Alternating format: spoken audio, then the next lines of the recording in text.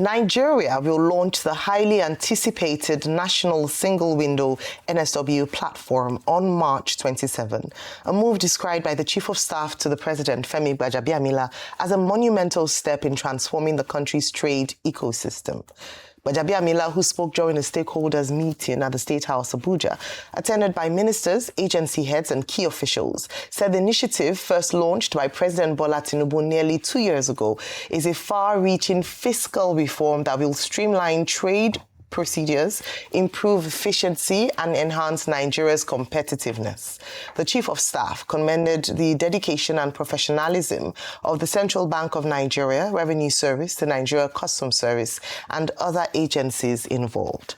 Joining us on the show to discuss the launch of the National Single Trade Window is Dele, Chairman, Alliance for Economic Research and Ethics, and former President of the Organized Private Sector. Good morning, Mr. Oye. Always a delight to have you on the morning show. Good morning. Right. I mean, so this is said to be a monumental win for the Tinubu administration, especially to break bottlenecks in trade in Nigeria. However, I mean, first of all, if I'm going to some of the potential challenges, can you share a bit more about the National Single Trade Window? It's taken 2 years for its implementation. A date has been set now, March 27. But share with us, what are some of the significances of this particular policy shift? Well, first of all, just for benefit of our viewers, the single window means a single portal for trade. If you know as a private sector the amount of money we spend on regulatory compliance, is the biggest, if not the biggest decision by this government. So we all fully support it. What it simply means now, you go on a platform, submit your applications, and it will be processed. You don't need to move from ministry to ministry. Good. And it is anticipated by the objective that they will generate about $2 to $3 billion investment within 5 years because of the simplicity for trade. So it's a major catalyst. We have tried before 3 times and we've failed. So this is the fourth effort. We started in 2009, 2010. Then we also tried again in 2012, 2013. It didn't work because of different government agencies. Either they sabotaged it because they felt that they didn't want to yield to any other agency to control it. So it's a major, major success. And I want to commend the chairman of the NRS for his efforts. I don't know which ability he was able to convince everyone to work together this time. So, but let me just, that takes me to the next point around implementation. What you've talked about is a major potential risk for this, the success of the NSW. Agencies, over 20 of them coming together and agreeing to support, this national single window working. What are some of the things that have been done or must be done to ensure that what made it fail in the past would not be repeated now? We've come to the point of implementation, but the taste of the pudding isn't eaten. How do we ensure that this actually is a success? The first major reason for its success now, or potential success, is presidential involvement. Okay. We've not enjoyed that in the past. Then the second was the ability of the chairman NRS, Dr. Zach, to be able to get everyone to work together. It was a major, major milestone. And it is a major milestone. But there are also some bottlenecks. Currently, it's almost government-centric. Every person there in the platform, they are all government agencies. There's no private sector member. In fact, the private sector is treated as a user. In 2024, when this was launched, I was then the president of NASIMA. I drew the attention to it, that this thing started in Singapore in 1989, and it's all over 70 countries. If you are trying to set up an Oromila shrine anywhere, if you don't involve the Yoruba, I'm not sure you will be doing Oromila. It's the same thing. It's not a local thing we are doing. It's something of an international. This has been done in over 70 countries. Ghana has it, Rwanda has it, Mauritius has it. If we tend to meet the same objective, you must involve the private sector in the stakeholders, in the platform. It's not a government thing. It's a trade thing for private sector. We are the one to use it. So we must be at the table where decisions are made. I can give you an example. I don't want to criticize it. If you go to the platform now, you're supposed to register. While sitting out just now, I try to click it to register. The link does not work. But if I'm a member or any private sector member, I will quickly call my president of my association to say, we have this thing. So you would need each other. It's like having a church without the members. or having a hospital without the patients. You must work together. If the government wants to think that they can do it, the matter they appoint you to a government agency doesn't make you an expert in that field. If you truly want to be an entrepreneur, go and try to ask for NAFDAC license. It takes almost a year. But you would have rented office, employed staff, bought your equipment, even took loans. So when you survive that, then you're an entrepreneur. That is what we try to say. With if nothing, with what Dangote has done for Nigeria, it shows that you cannot look down on the private sector. If you look at the recent central bank reports, it is not the interest rate of central bank at 35 to 36% that has grown the economy. Even though they are being firm and business has been commendable, it has helped for stability. It is the entrepreneurial spirit of the private sector that has saved this country. So anything you do, don't look down as if the private sector is not a counterpart in the marriage. You cannot marry yourself. I think you're making such valuable points because, and I love that you also gave the example that you just gave, which is around, trying to log into the portal and so forth, because a lot of this is on a technological backbone. It's digitally driven. And without private sector input on that, how do you see this working? Because it already seems like, there are challenges before we've even gotten to the next stage. We know that with several of the other platforms that have been digitized, there have been several, I hate to use the word glitch, but there have been several glitches along the way. How can private sector now come in? Beyond this conversation, yes, you're asking for a seat at the table, but is there an infrastructure that you think can be created for private sector, especially given the digital nature of the backbone of this entire trade window? Well, what is wrong with the current arrangement is that the private sector, whom the house is being built for to use, it's not for government to use, it's for the private sector to use. We are being treated as users, not as partners. In fact, I was invited then when I was the chairman of the organized private sector.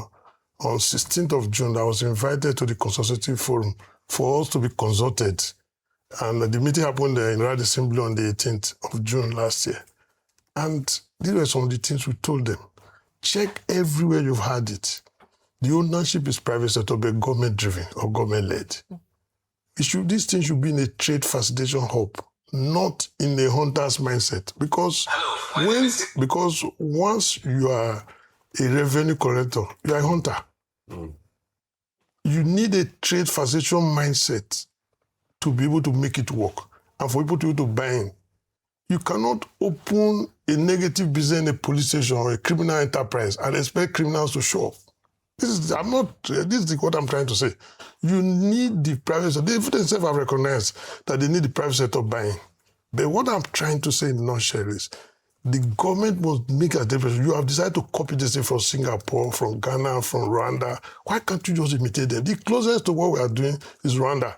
That has a mix of the tax authority with this. But what I'm saying, the ownership should go back to the private sector. That's what I'm suggesting. For clarity, my first question will be, I want you to explain how, this single window works, what it entails, what's the back end like. Does it involve your tax, your business appreciation, anything you want to do, export potentials? I just want you to explain that for clarity. How it works. How it works. Then secondly, who currently holds the propriety to the back end? Because when it comes to an interface at the ground, it's the propriety to the back end that matters. And whoever owns the propriety, are they ready to share? And what should be the terms of sharing the propriety to the back end? Well, like I've earlier mentioned, the single window is mainly used by exporters, importers, and people that deal with mainly trade. In fact, in most countries, people like DHL, the logistics are the major drivers of it. So what we've done here in Nigeria, for the first time, a law has been enacted. It's even domiciled in the Tax Administration Act. So one of the objectives to raise revenue is written there. But what we are saying is, On the issue of propriety, naturally, the propriety is that of government. Yes. And there's a ministry mindset for enterprise. They are two different things. The approach is different. And what I'm doing is like trying to create a market. So you don't involve the women that will sell there, but you from the ministry, you have designed the table, you have designed the way they will sell. It will be a recipe for failure. So that's what I'm trying to say. Are they ready to share proprietary now? No, we've appealed to them. I spoke on this since 2024. Media was launched. I congratulated Mr. President. That is a major milestone, probably the most impactful decision we take because of the cost that affects the private sector when you try to access government business. But however, the way they are going, take for example tomorrow, you have a government. Today, the people operating, they understand what we are trying to do. Assuming tomorrow you have a government that does not understand this thing and now appoint pilgrims welfare boards or whatever to be a member of this thing, and people now usually start doing pilgrimage. So that's what I'm trying to say. That's what the question. What would be the modalities for sharing proprietary? We all know that government likes to lock things in. So what would be the argument and the conversation around sharing proprietary? Are you thinking of one? Let's even have a sandbox, a regulatory sandbox where the private sector and the government official can meet and bounce off ideas, even as regards the interface, how it's going to run, what it's running on, the technological backend, that's number one, the processes and all of that. So is that one possibility? I have a very simple answer to this. It's the government. Move it from where it currently is to a trade facilitation platform like the Nigerian Investment Promotion Council. This is an agency of government which is used to working with us. So you want them to change the laws? You can transfer, you naturally have to move the law there. Because the whole idea is, it's not about even sure of moving the law, the operationalizing of the whole SS. The PPP arrangement, this is going to work. Because if we think is our house, we will trade more there. But if we see that everything I do, you are looking at it with a tax mindset, I would be careful. I always show up there when it is absolutely necessary. If government really wants it to be completely effective, you will put in a trade facilitation hub. I'm not saying you should move it to NASIMA or Manufacturer Association. No. Move it to NIPC or move it to Ministry of Trade. Or even if it's even domiciled in customs. But those are government agencies. Yes, there's nothing wrong with it. So are you saying you feel more comfortable working with them than the NRS? No. Let me explain to you. The NRS is a hunter. There's a reason why you don't allow the soldiers. That's the same reason why you didn't show me those Turkish companies. I know that's where you want to go. Because of the NRS. I thought I already begged you when I came. So what I'm trying to say is, when you have a hunter's mindset, because the only reason why NRS is to maximize revenue. Yes. Whereas trade facilitation, in the long run, you make more money. More people are making money. You need to incubate. You need to have 2 to 3, 5 years program. But that patience is not in any revenue agency anywhere in the world. That's what we are saying. That for us to be successful, because it will be very impactful. Take, for example, now, that one of their strategies to make sure that you can clear goods from the current 18 to 24 days to 24 to 48 hours. Just imagine the kind of impact that would, all the demoralization, all the issue will be gone. The issue of corruption will completely But your gone. own is that you don't want it to be on that, so that tax people will not look at it. It's not about me. I'm saying that if you are copying anything, because it's not a local concept, copy properly. Look at successful, Ghana here has been successful with it. Rwanda has been successful with it. Mauritius. So Singapore is the godfather of it all. In Singapore, they move from processing in 10 minutes, they can do everything for you. 10 minutes. So what we're trying to do is that level of efficiency. If you domicile an agency whose only option is to collect money, he will always be looking at when the money drops. He will not imagine the problem that was. Take, for example, I give the example of you can't access the platform. 21. So we have 21 days to the official launch of the window. So in just speaking up for the federal government, you not being able to access the platform, what was the timeline given to private sector players? The truth is we don't know what they are doing.